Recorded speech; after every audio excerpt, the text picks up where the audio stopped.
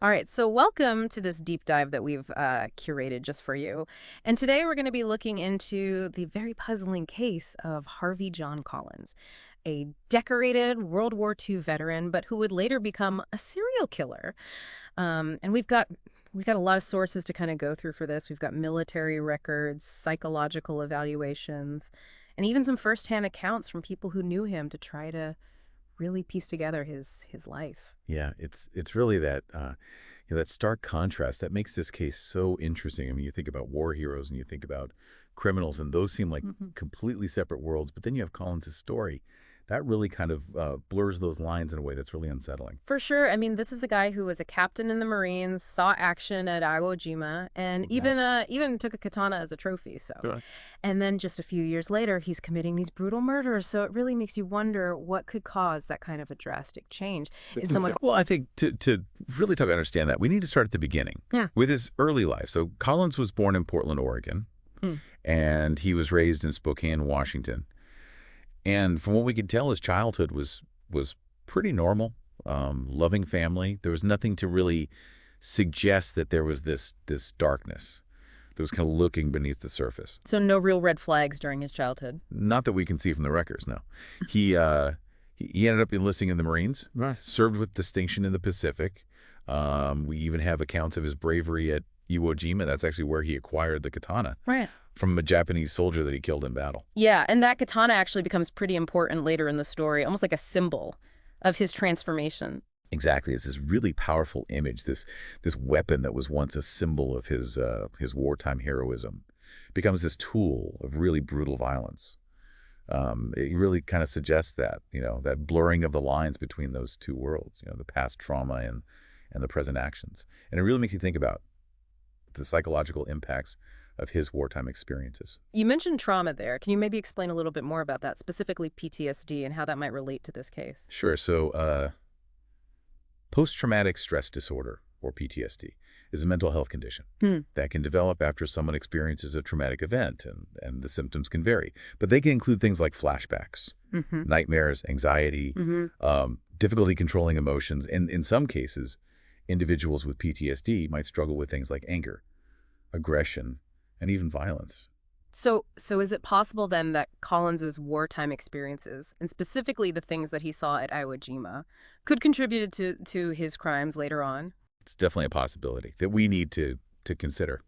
But it is important to remember that not everyone who experiences trauma develops PTSD, and not everyone with PTSD becomes violent. It's a very complex condition with a wide range of manifestations. Sounds like we're trying to untangle a very complicated knot here. Yeah, that's a good way to put it. But let's move on to the first murder, which took place in 1953. Collins was stationed at Fort Knox, Kentucky at the time, and he got into a fight with the woman's escort at a roadhouse. The woman's name was Edna Iona Hall, and she ended up accepting a ride home from Collins. And that's where things take a really dark turn. This is where those really unsettling details start to come out, right? Exactly so. Collins stops the car.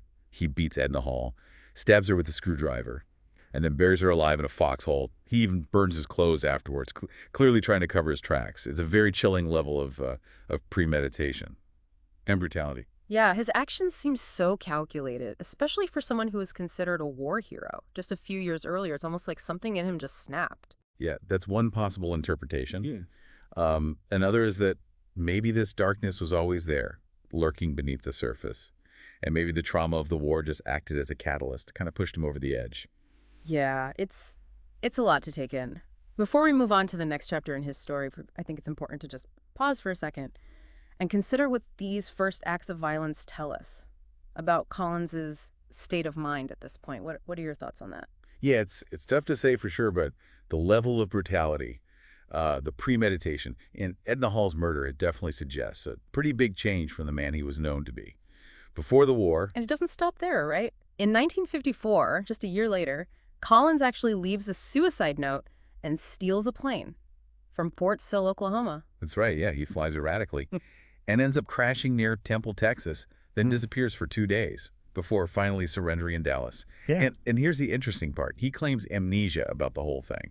Claiming amnesia after stealing a plane and crashing it does seem a little convenient. Yeah, it definitely raises some questions. Was he genuinely trying to take his own life, or was this just another impulsive act, fueled by something darker, something that he couldn't or wouldn't confront? It seems like every step we take deeper into this story, there's another layer of complexity. Exactly. And it's important to remember this is a time when mental health wasn't as understood as it is today. PTSD, for instance, wasn't even a recognized diagnosis. Yeah, So while we can kind of speculate about Collins' state of mind, it's really crucial to acknowledge, the limitations of hindsight. that's a good point. So what happened after the plane incident? Well, despite all the strange circumstances, Collins is deemed sane, Yeah. and he's dishonorably discharged from the Marines. He ends up moving to Puyallup, Washington, and sadly, this is where the violence escalates even further. Yeah, in February of 1955, he kills a gas station attendant named Edward Morley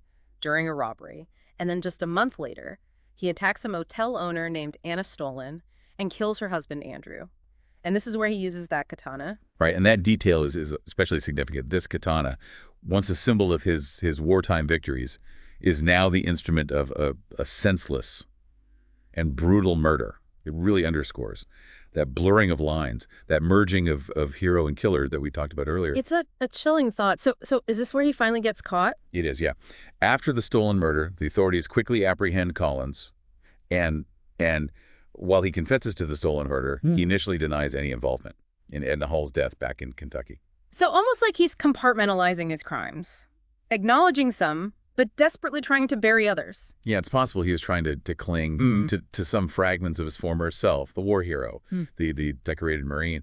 But it all kind of unravels when, after a sanity evaluation and some pretty intense interrogation by the FBI, Collins confesses in detail to the Hall murder. And this confession actually triggers a rather unusual legal situation, right? It does, yeah. The Kentucky prosecutor, upon hearing about Collins's confession and his capture in Washington, he makes this decision to strike a deal. He agrees not to press charges for Edna Hall's murder if the Washington prosecutor seeks the death penalty for the Stolen murder. So essentially, one life traded for another. It's a chilling bargain, and it raises all sorts of ethical questions about justice and punishment. Absolutely. And it's a stark reminder that the legal system, for all of its attempts at fairness, can sometimes feel incredibly cold and calculated. So what was the outcome of this legal maneuver? Well, it works. Collins is found guilty of Andrew Stolen's murder, Yes. and he's sentenced to death. But his story takes another unexpected turn. In September 1955, he managed to escape from jail with 6 other inmates. So this escape, even while facing execution, speaks to a certain desperation, right? Maybe even a denial of his fate. And what's even more fascinating about this is that he hides out with a friend who had actually testified in his defense during the trial. Yeah, that detail is really perplexing.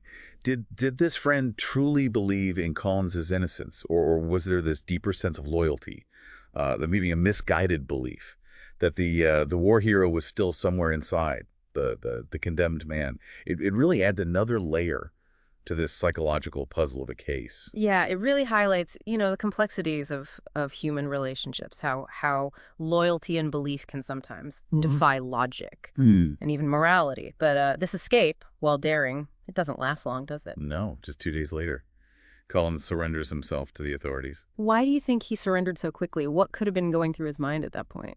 It's hard to say, really. Maybe it was a moment of clarity, this sudden realization that running was futile, or maybe, in those 2 days of freedom, he finally kind of confronted the weight of his actions, the irreversible consequences, or maybe on a deeper level, he felt this need for atonement, almost like a subconscious desire to face his punishment. Yeah, it's like he was resigned to his fate. Yeah, I think that's what makes his surrender so interesting. It suggests this really complex internal struggle, this battle between the man he once was and the darkness that had overtaken him. So even though he surrendered, did his lawyers still try to fight for his life? They did, yeah.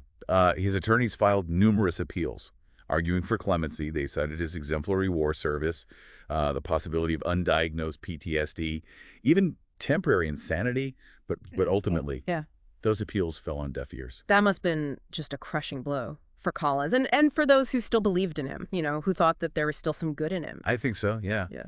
And it speaks to the enduring power of the legal system, I guess. Its focus on accountability, the rule of law. even when we're dealing with these really complex human stories. So what happened next? Well, the court upheld the death sentence, and Collins's execution date was set for December 3rd, 1957. His final words before being hanged were, "I ask forgiveness for everything I've done." Wow, a simple but really powerful statement. Do you think those words reflected, genuine remorse? Or was it just a last-ditch effort to try to find some peace before facing the ultimate consequence? It's impossible to know for sure, but I do think those final words offer a glimpse into the tormented soul of a man who was very clearly Mm.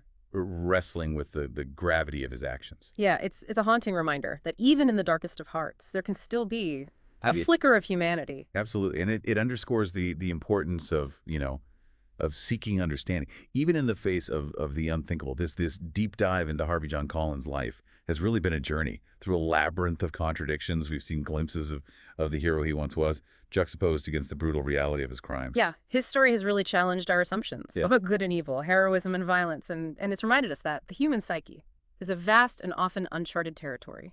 And it's a journey that doesn't end here.